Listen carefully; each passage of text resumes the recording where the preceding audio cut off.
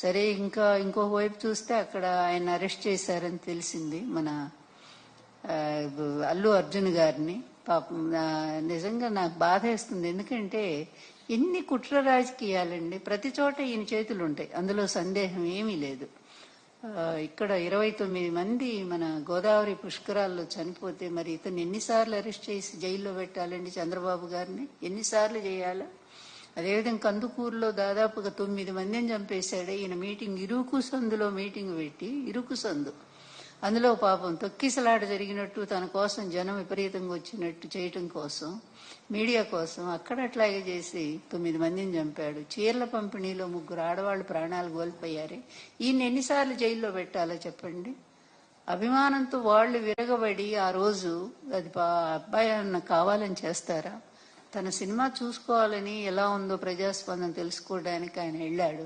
అది గవర్నమెంట్ తప్పు. ఆయన వస్తున్నప్పుడు లేకపోతే హాలు వాళ్ళు, సినిమా హాలు వాళ్ళు సరైనటువంటి భద్రతా ఏర్పాట్లు చేసుకోవాలి.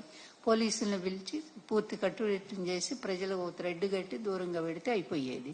వాళ్ళు అవేమీ చేయలేదు కదా. అది తప్పు అల్లు అర్జున్ ఎలా అవుతుందండి? మరి ఇంతమందిని చంపినటువంటి చంద్రబాబు నాయుడు ఏమో శుభ్రంగా ఉన్నాడు. తెలియక జరిగిన దాని మీదేమో ఆ అబ్బాయిని అరెస్ట్ చేస్తారా? ఎంత దుర్మార్గం! ఇట్లాగే ఉంటాయి. చంద్రబాబు అక్కడ ఆయన శిష్యుడు ఇద్దరే కదా, మరి ఇద్దరు 2 రాక్షస పాలనే చేస్తా ఉన్నారు, ఆ రాష్ట్రంలో ఈ రాష్ట్రంలో కూడా. అందువల్ల ఏదైనా దేనికైనా ఒక అంతిమం అనేది ఒకటి ఉంటుంది. తప్పనిసరిగా రైతులకు అన్యాయం చేస్తున్నటువంటి ఈ ప్రభుత్వం తొందరలోనే దాన్ని